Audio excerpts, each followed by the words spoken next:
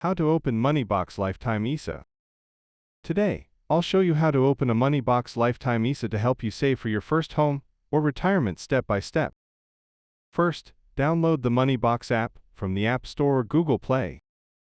Create an account by entering your name, date of birth, email, and address, then verify your identity. You must be 18 to 39 years old and a UK resident to open a Lifetime ISA. Make sure you meet these requirements before moving ahead.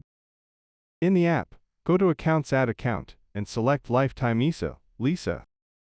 Follow the steps to set it up and link your bank account for deposits.